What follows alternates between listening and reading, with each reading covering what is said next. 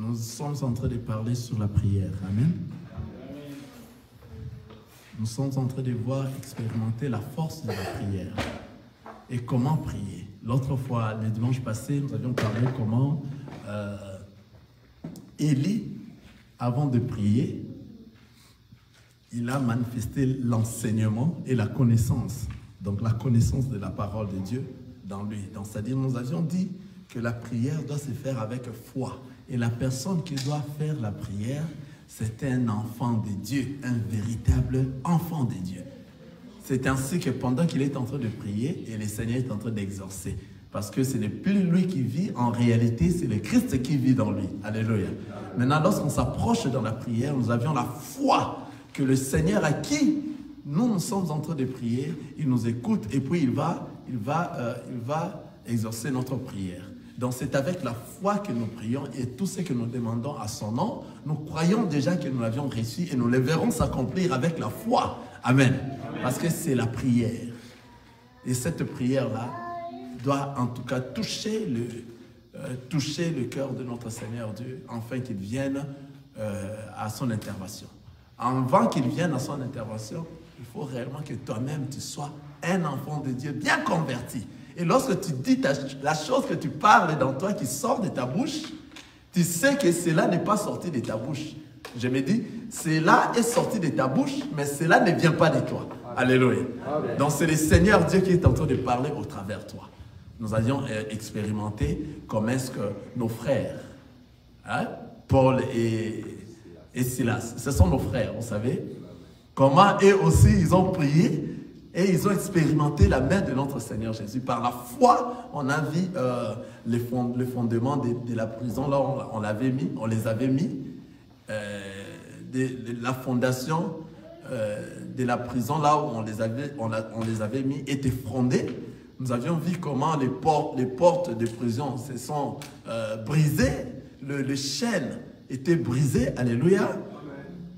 Et nous avions aussi vu pendant la prière de 2 heures comment est-ce que l'Église priait pour Pierre qui était emprisonné, alléluia. Pendant que l'Église était en train de prier pour Pierre, il y avait 2 anges qui étaient descendus pour libérer Pierre, là où il était emprisonné. Or, Pierre, là où il était emprisonné, la parole nous dit, il y avait 2 gardes qui les contrôlaient, qui ne dormaient pas à côté de Pierre. Et Pierre était ligoté, il avait des chaînes dans ses mains. Mais lorsque l'ange est venu, il a coupé ses chaînes. Il a tenu Pierre à la main. Et puis la parole nous dit que Pierre prenait cela comme une vision. Or, pendant ce qui s'est passé, tout ce qui s'est passé là-bas, c'est l'Église qui priait pour Pierre. Alléluia. Amen. Il y a une question? L'Église était en train de prier pour Pierre. Et il y avait des démonstrations de choses qu'on ne voit pas, qui étaient en train de s'opérer pendant la même moment que l'Église était en train de prier pour Pierre. Vous voyez ça? Alors, l'ange a brisé ses chaînes, l'ange l'a soutenu par la main, l'ange l'a fait sortir de première barrière, deuxième barrière, jusqu'à la porte qui montre jusqu'à la ville, qui part à la ville. Et Pierre est sorti. Vous avez vu la puissance de la prière avec foi. Donc lorsque nous sommes des enfants de Dieu, nous prions avec foi. Donc nous ne plaisantons pas. Et que nous entrons dans la présence de notre Seigneur Jésus, on ne plaisante pas. Ça devient, nous devenons rouges. Nous devenons autre chose. Alléluia. Et une fois que tu sens que tu veux prier, même si tu es devant tes gens et que la présence du Seigneur t'a saisi pour prier, prie avec foi. Même s'il y a des situations terribles, tu verras, en tant qu'enfant de Dieu, le Seigneur exauce sa prière. Amen. Nous avions vu Élie. Alléluia. Nous sommes en train de rappeler seulement. Amen. Nous avions vu Élie.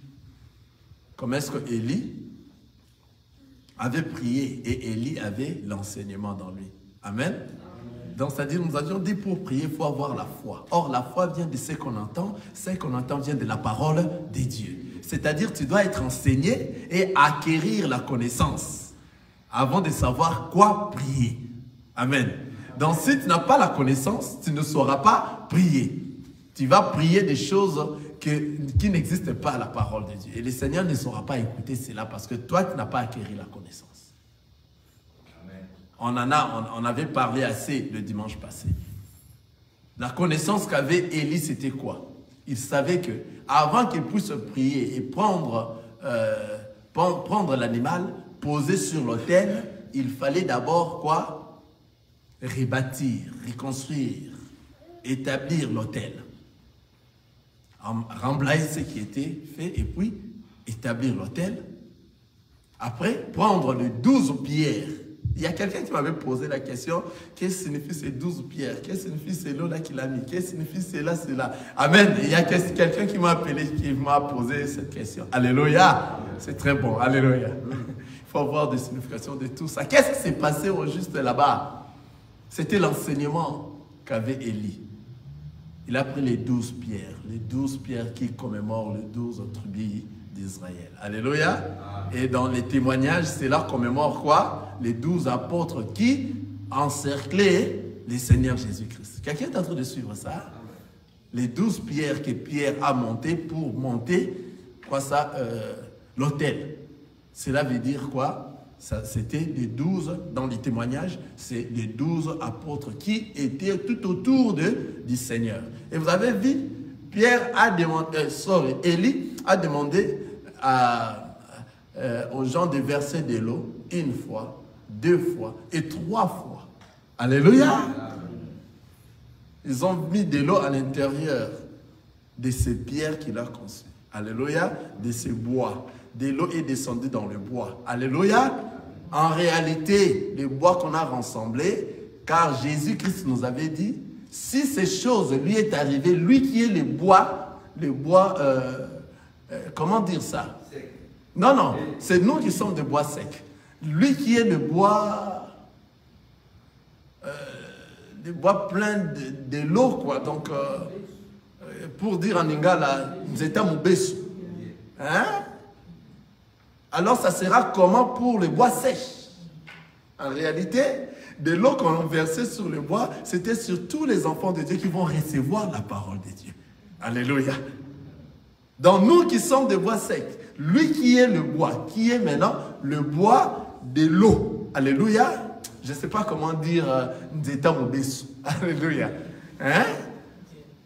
Quelqu'un voit ça? Nous nous souvenons de cette écriture que Jésus a dit.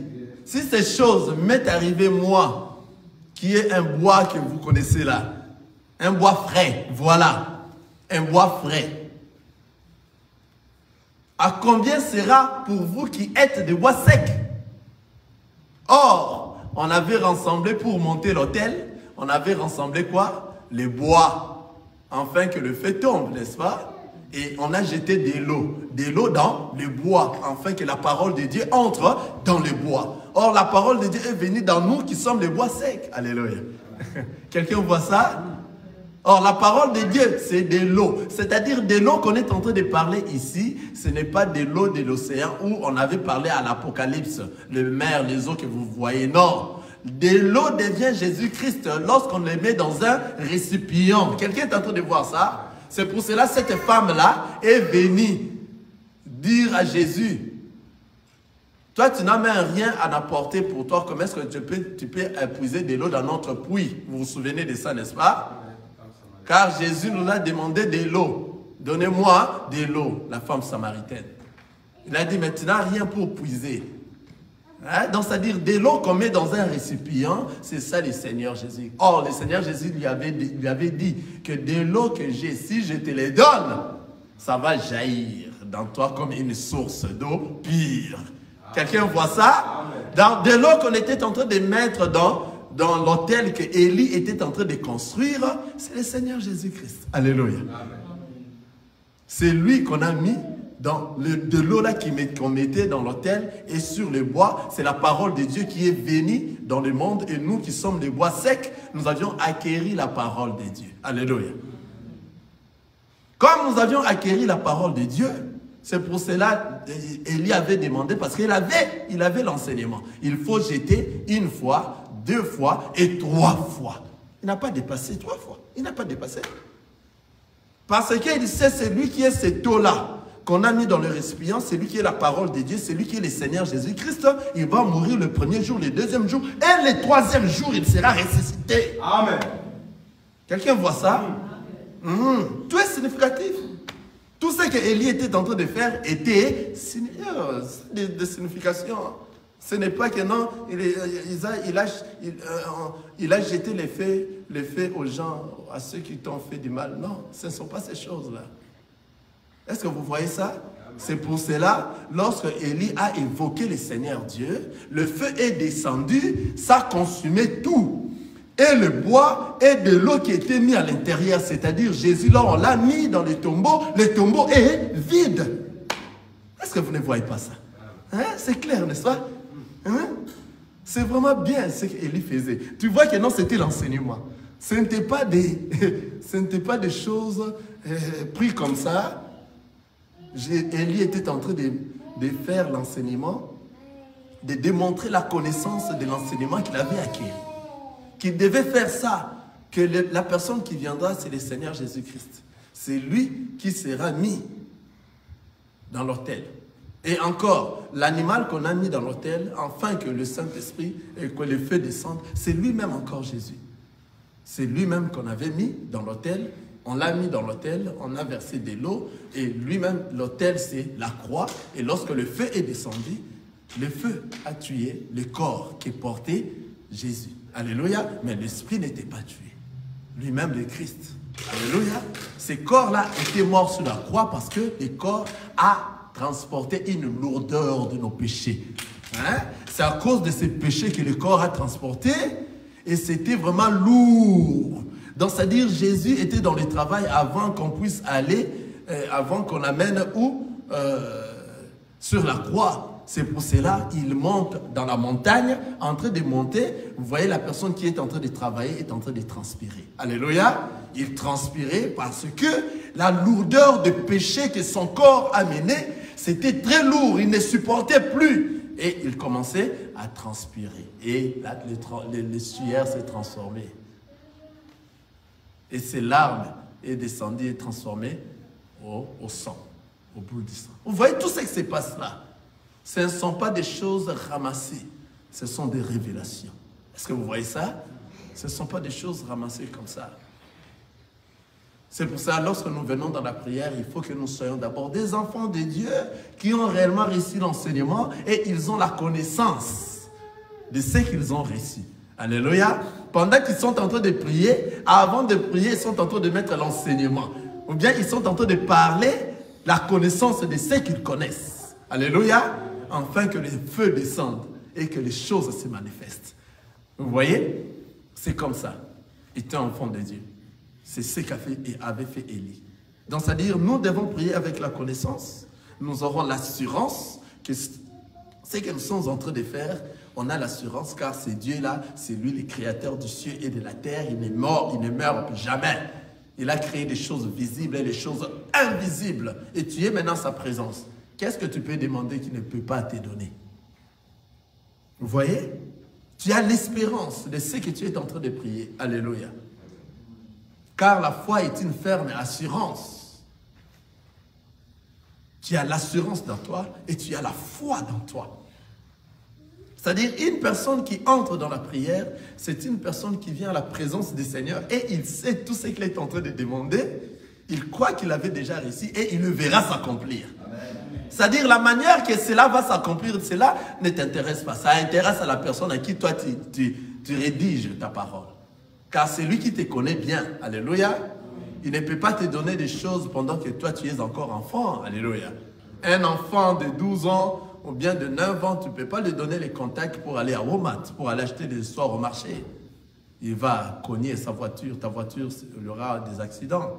Tu ne sauras pas lui donner ces contacts. C'est pour ça que tu peux beau prier et lorsque le Seigneur est en train de te voir que tu as encore 9 ans, tu ne sauras pas voir les contacts pour aller acheter la provision. Il garde encore ces contacts-là avec lui. Et tu ne reçois pas encore ce que toi tu en as besoin. Parce que pour donner, ça dépend de sa volonté. Alléluia. Cela dépendra maintenant de sa volonté. Maintenant, lorsque ton enfant aura 18 ans, il te demande, je vais aller à Walmart. Tu lui donnes les contacts de voiture. Est-ce que vous voyez ça? Et il va aller sans problème. et va revenir parce que tu sais qu'il a atteint la maturité. Donc, c'est-à-dire, pour donner, nous allons demander et nous allons avoir l'espoir, nous avons l'assurance que le Seigneur Dieu va nous donner. Pourquoi? Parce que nous sommes ses enfants. Et tout ce que vous demandez en priant, croyez que vous l'avez déjà reçu et vous le verrez s'accomplir. Ça, c'est la parole de Dieu. Et la parole de Dieu ne ment pas. C'est la parole de Dieu qui se manifeste. Vous voyez? Alors, lorsque nous entrons dans la prière, nous devons en tout cas avoir toute cette ferme assurance que pendant que je suis en train de prier, les choses sont en train de s'opérer. Il y a des choses qui sont en train de se passer. Alléluia. Dans le monde spirituel, il y a des choses qui se passent. C'est pour cela que nous sommes en train de voir Paul et Silas, des choses qui étaient dans le monde spirituel, nous l'avions vu physiquement comme ça. Paf! Il y a cassure de portails de prison. Il y a ébranlement des fondations de la prison. Il y a brisement des chaînes de tous les prisonniers. Ah! Comment ces choses-là sont devenues visibles? Donc il y avait un travail qui s'était en train de se passer que nous ne voyons pas. Alléluia. Lorsque nous allons voir ça maintenant, ça devient une démonstration des choses qu'on ne voit pas. Alléluia. Alors, nous avions vu aussi la personne qui prie, qui n'a pas le Seigneur Jésus-Christ. Donc, qui ne sait pas prier. Nous avions dit ça à Isaïe, le frère Chai va nous aider. Isaïe, chapitre 53, 59, le premier verset jusqu'au troisième verset.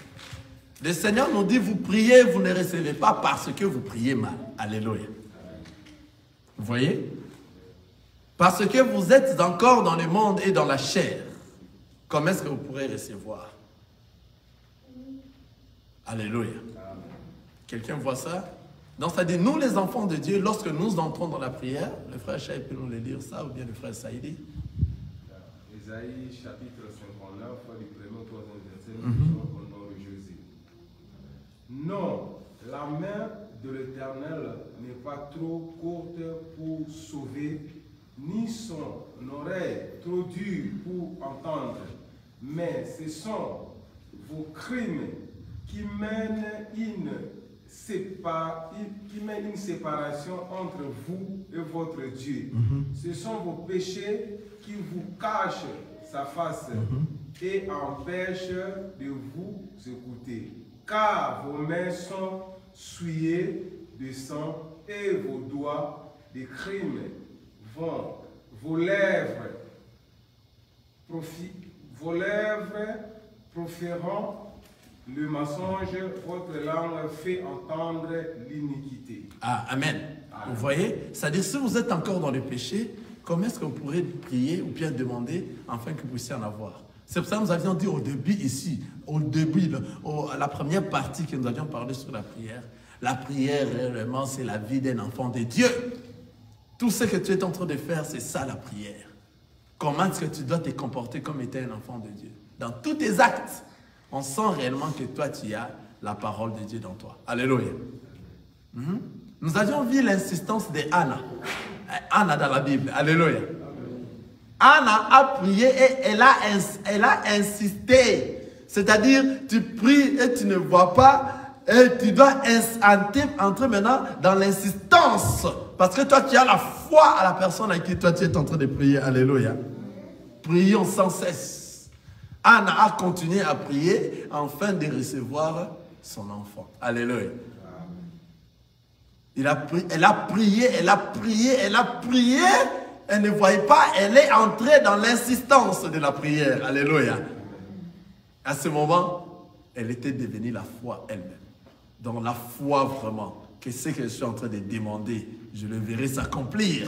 Parce que je connais la personne. Vous voyez la connaissance? Je connais la personne à qui moi je demande. Je connais la personne à qui je suis en train de m'approcher. Alléluia. Et cette personne-là me connaît. Et nous avions vu comment Anna a reçu. Alléluia. Amen. Maintenant, si toi tu blagues, tu n'as pas l'esprit du Seigneur, et que toi tu te dis homme de Dieu, tu te dis frère ou sœur dans l'assemblée, on t'a amené quelque part. Pourquoi? Parce que tel que nous sommes là, je vous avais déjà dit, On sait que vous êtes en train de prier dans les assemblées des élus. Ils savent, le monde déjà savent qu'on prêche la parole de Dieu, la pure parole, et dans la vérité. On nous connaît déjà comme ça. Et on sait que tous ceux qui viennent réellement siéger, s'assembler dans ces assemblées, eux parlent de la parole de Dieu et ce sont des enfants de Dieu. Et il est arrivé que quelque chose arrive dans la cité, on va t'intéresser, on va te chercher. Qu'il y a des mauvais esprits. Toi, tu es un frère de l'assemblée des élus. Alléluia. Hein? Tu es un frère des assemblées des saints. On va t'intéresser, tu dois aller, parce qu'il y a un problème. Ce n'est pas seulement les pasteurs qui font ça. Parce qu'avant que le pasteur soit pasteur, c'est un frère d'abord. Alléluia. Amen. Donc nous sommes des frères, mais nous sommes comme des pasteurs. Car les grands pasteurs, nous savons, non? C'est le Seigneur Jésus-Christ. Vous voyez? On t'a appelé maintenant, vas-y, cette situation-là. C'est pour cela, lorsque nous sommes des enfants de Dieu, ne plaisantons pas. Soyons dedans. Soyons dedans. Alléluia. Ne soyons pas un pied à dehors, un pied à l'intérieur. Une fois que vous êtes là, vous serez tabassé par les mauvais esprits et on va vous tuer. Le diable n'est pas content de te voir être enfant de Dieu. Si tu oses, tu fais des plaisanteries dans les choses de Dieu, un jour tu iras prier pour quelqu'un qui a des mauvais esprits, les esprits malins. Voilà, allons-y. Actes des Apôtres, chapitre 19. Allons-y, vous allez voir ça. Actes des Apôtres, chapitre 19, le verset 13. Nous allons lire jusqu'en bas. Actes des Apôtres, chapitre 19, le verset 13.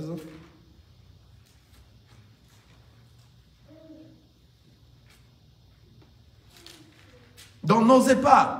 Si vous vous sentez dans vous que vous n'êtes pas encore affermi dans les choses de Dieu et que vous n'êtes pas dedans, dans tous les deux, si on vous appelle, dites à ces messieurs-là, en tout cas, moi malgré je pars dans les assemblées des élus, mais je ne suis pas encore dedans. Il faut aller appeler un autre frère que toi seul tu connais que ce frère-là, en tout cas, il est dans le Seigneur. Parce que si tu n'es pas dans le Seigneur, tu vas arriver dans les cas que nous allons lire maintenant. Actes des Apôtres, chapitre 19, je commence au verset 13. Regardez, suivez-nous tous. Amen. Parce que la prière, on ne blague pas avec ça. Si tu n'as pas le Seigneur Jésus-Christ, n'allez pas prier pour quelqu'un qui a des mauvais esprits. Attention, tu vas mourir. Parce que toi, tu n'es pas dedans. Tu es encore dans la blague. Tu es encore dans la distraction. N'osez pas. Maintenant, pour que toi, réellement, tu oses, il faut que tu sois à l'intérieur, les deux pieds. À la crainte de notre Seigneur Jésus-Christ. Regardez ça. C'est témoin ici. Actes des Apôtres, chapitre 19, je commence au verset 13.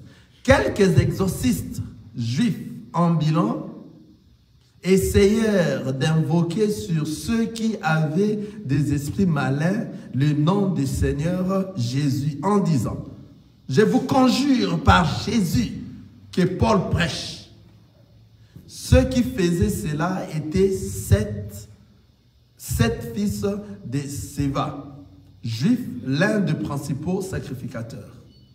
L'esprit malin leur répondit, « Je connais Jésus et je sais qui est Paul. Mais vous, qui êtes-vous » 16.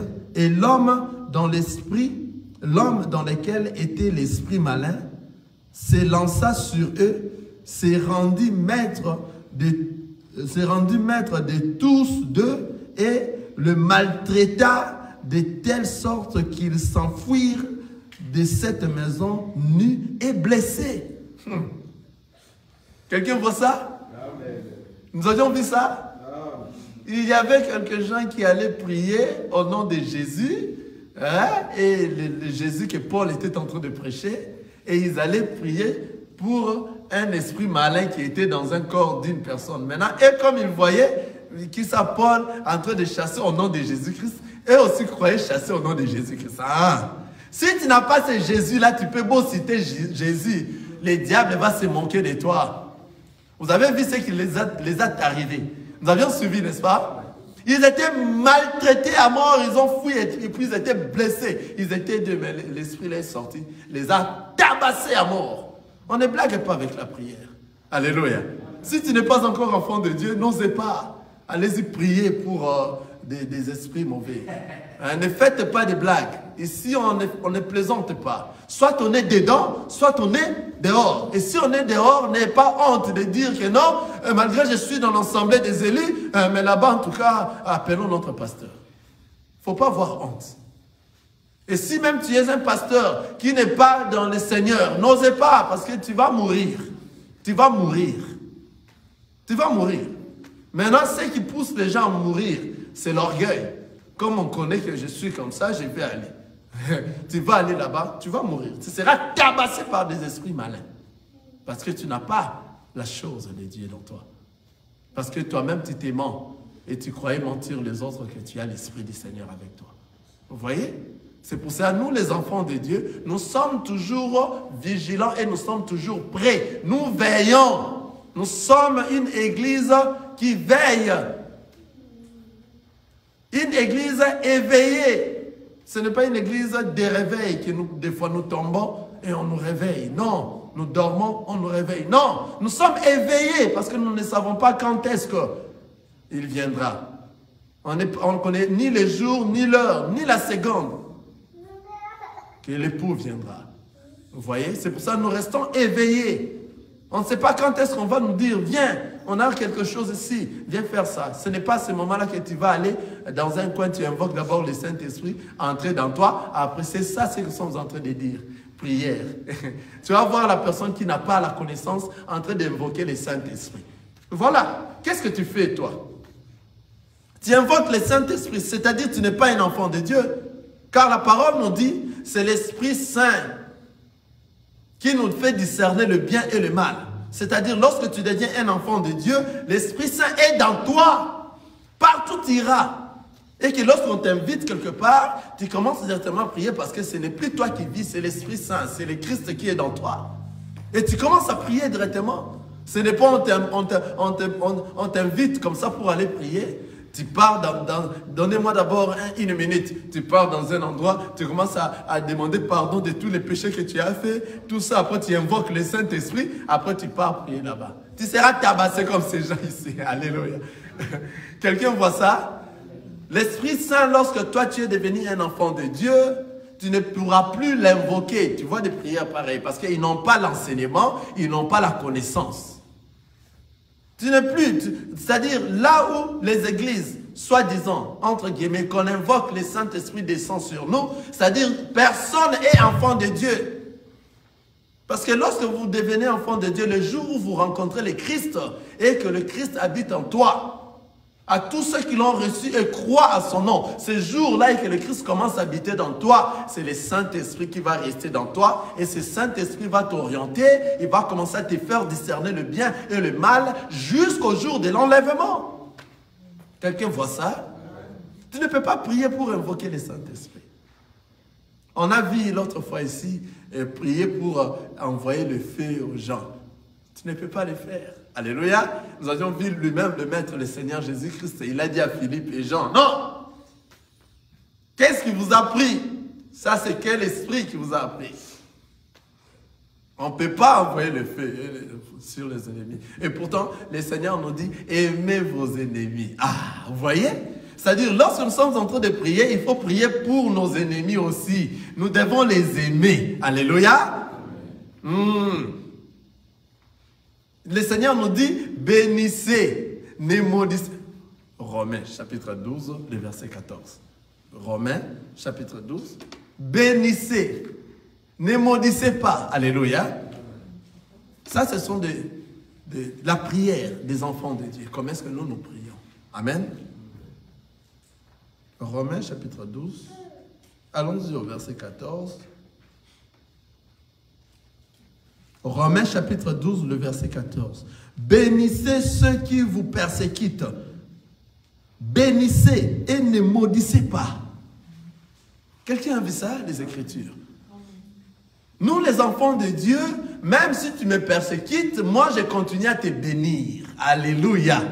Je continue à prier pour toi, afin que le Seigneur te rencontre, que tu deviennes comme moi et que nous soyons dans la gloire bientôt dans le ciel. Quelqu'un me voit? On n'a pas de colère contre qui que ce soit. Car ce n'est même pas nous, c'est le Christ qui vit dans nous. Alors, si le Christ réellement vit dans nous, nous allons commencer à haïr les gens. Parce qu'il m'a dit ça, je vais aussi dire ça. Il a sali ma réputation. Et ma réputation est chère. Voilà. Un enfant de Dieu ne tient pas compte de sa réputation. Un enfant de Dieu aime que sa réputation soit salie. Alléluia.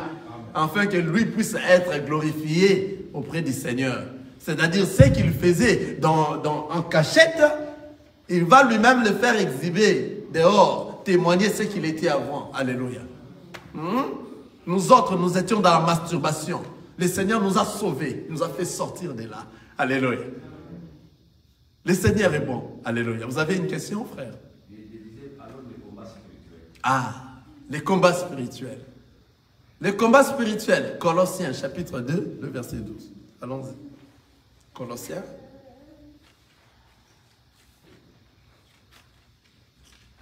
Le livre des Colossiens va nous répondre à cette question. Les combats, aujourd'hui nous voyons des prières de combats spirituels, les autres tiennent des moellons dans la main. Ils commencent à jeter sur ces combats-là. Ils tiennent de quoi ça? De couteaux. Ces combats, on a bien écrit, c'est spirituel. Alléluia. Ce n'est pas physique. Regarde ces sortes de prières. Colossiens. Nous sommes là. Colossiens, chapitre 2. Partons dans le verset 14. Regardez. Il a effacé l'acte dont les ordonnances nous condamnaient et qui subsistait contre nous. Et il a détruit en les clouant à la croix. Il a dépouillé les dominations et les ordonnances, les autorités et les a livrées publiquement en spectacle en triomphant d'elles par la croix. Vous avez vu les combats? Est-ce que vous avez vu les combats? C'est le combat que le Seigneur Dieu, le Seigneur Jésus-Christ a fait, afin que nous puissions être sauvés. Maintenant, il dit, à tous ceux qui l'ont reçu et croient en son nom, ils sont déjà sauvés. Car lui a déjà combattu pour toi et moi. Alors toi, si tu deviens un enfant de Dieu dans la vérité, tu es couvert par la main de notre Seigneur Jésus-Christ. Aucun combat de l'extérieur du diable peut t'atteindre. Tu es dans le Seigneur, tu es dans sa main. Tu es dans sa main. C'est pour ça que l'objectif, c'est être un véritable enfant de Dieu qui marche à la crainte de Dieu. Les démons vont te fuir. Une fois qu'un démon est là dans la salle, il va fuir, il ne saura pas te sentir. Car devant les démons, toi tu dégages une mauvaise odeur. Alléluia. Amen. Et lorsque toi aussi il y a un démon ici, tu vas le sentir ni une mauvaise odeur. Alors l'Esprit du Seigneur va parler de toi qu'il y a quelque chose de mal ici. Quelqu'un voit ça? Amen. Donc le combat que nous avons, c'est comment nous devons courir pour emporter la couronne. Donc, demeurer les enfants de Dieu jusqu'à emporter la couronne. Car nous savons, nous sommes là, lorsque nous avions reçu le Christ dans notre vie comme Seigneur et Sauveur, lui, c'est lui-là qui a combattu sur la croix. Je relis. Il a effacé l'acte dont les ordonnances nous condamnaient et qui subsistait contre nous.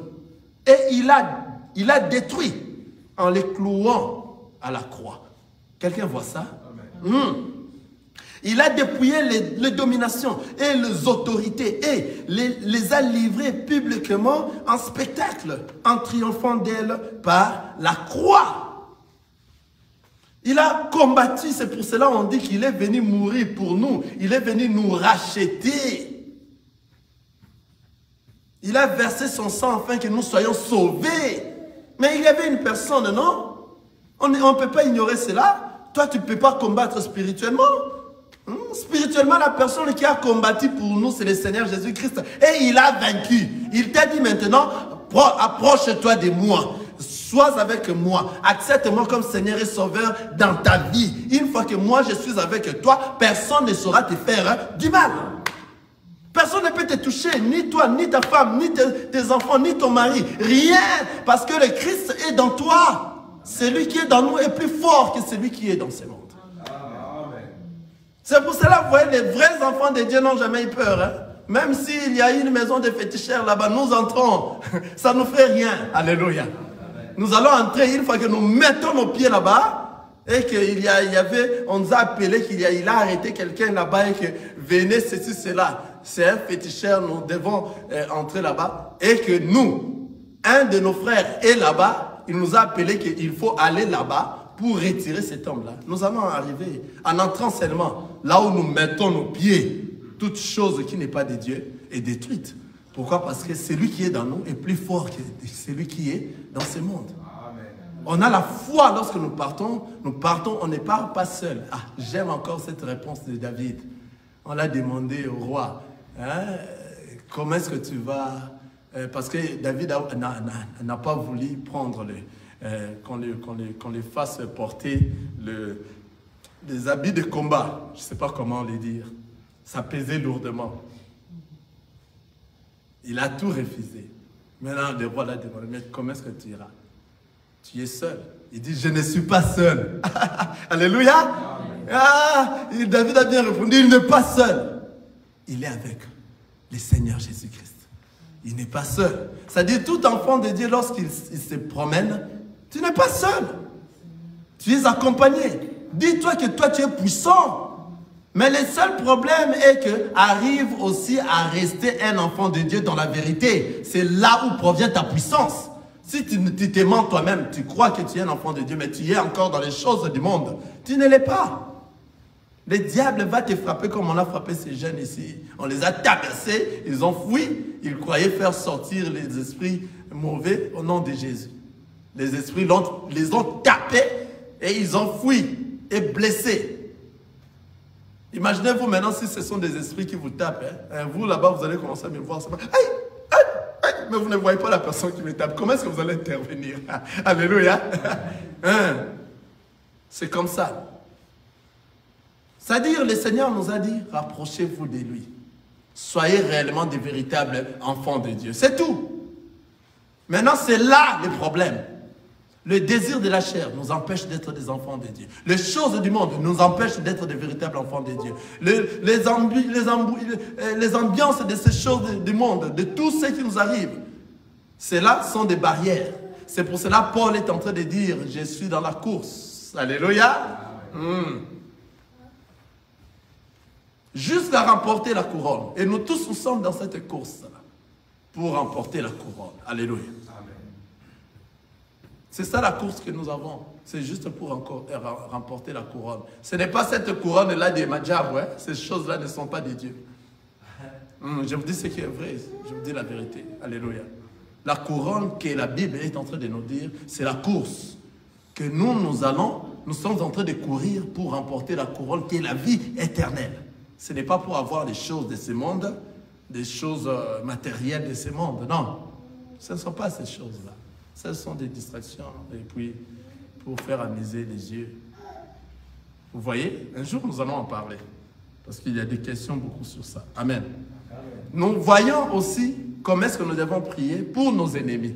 On nous a dit quoi ici dans le livre de Romains 12, le verset 14? Il nous a dit, bénissez, priez, donc c'est-à-dire bénissez ceux qui vous persécutent. Bénissez, ne maudissez pas. Étant enfant de Dieu, nous devons faire quoi? Bénir toujours. On ne peut pas maudire.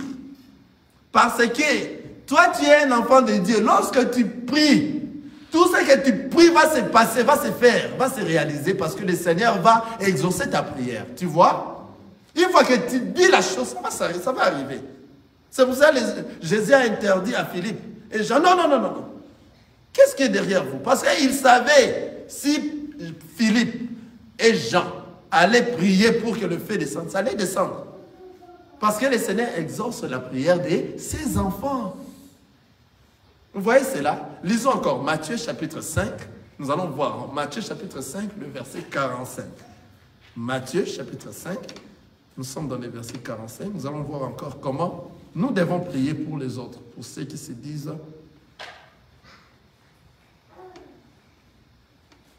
Regardez, suivez la parole de Dieu. Matthieu chapitre 5.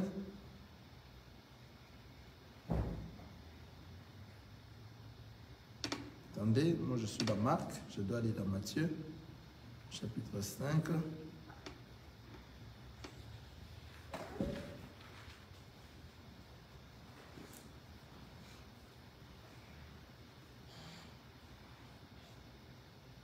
Je reprends dans le verset 43. Amen. Je descends jusqu'en bas. Suivez la parole de Dieu. La parole nous dit ceci. Ça, tout ça, c'est pour nous aider comment à bien prier. Amen. Regardez. Vous avez appris qu'il a été dit, tu aimeras ton prochain et tu haïras ton ennemi. Mais moi, je vous dis, aimez vos ennemis, bénissez ceux qui vous maudissent, faites du bien à ceux qui vous haïssent et priez pour ceux qui vous maltraitent et qui vous persécutent. Ah, vous écoutez la parole de Dieu? Et continuons cela. 45. Afin que vous soyez fils de votre Père qui est dans les cieux, car il fait lever son soleil sur le méchant et sur le bon, et il fait pleuvoir sur les justes et sur les injustes. Si vous aimez ceux qui vous aiment, quelle récompense méritez-vous? Le publicain aussi n'agissent-ils pas de même? Si vous saluez seulement vos frères, que faites-vous d'extraordinaire? Les païens aussi n'agissent-ils pas de même? Soyez donc parfaits comme votre Père céleste est parfait. Vous voyez ce que la parole nous dit? Alléluia. Amen. Aimez vos ennemis. Celui qui se tient du côté que c'est un de tes ennemis, aime-lui. La parole nous dit quoi? Aimez vos ennemis. Bénissez ceux qui vous maudissent. Hein? Ceux qui sont en train de vous maudire dans ta prière, toi tu es en train de le bénir davantage. Vous voyez?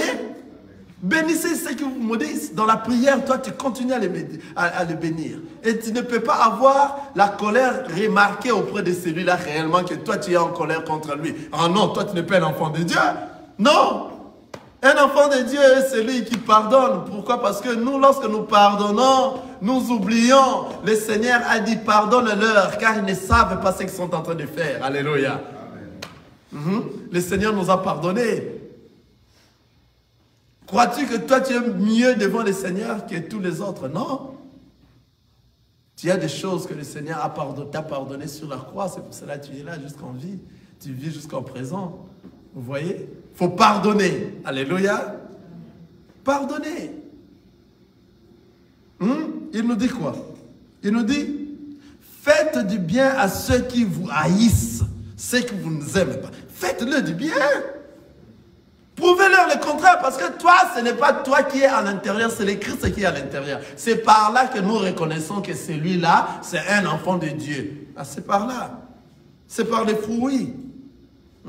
Si tes fruits sont mauvaises, il n'y a que pour là. Tu te dis enfant de Dieu, mais toi, ceux qui t'haïssent, toi aussi, tu fais de la calomnie contre eux. Tu ne les aimes pas dans ton cœur. Mais qu'est-ce que tu fais? Les publicains aussi font ça. Les païens aussi le font. C'est-à-dire, toi, tu n'es pas compté à la liste des enfants de Dieu. Toi, tu es un païen. Tu ne peux pas faire des choses semblables aux païens. Toi, tu es différent. Tu es une personne mise à part. Tu es dans ce monde, mais tu n'es pas de ce monde. Tu es différent. Alléluia. Que le Seigneur vous bénisse. Nazako matangai, nazako matangai, nga nazako matangai,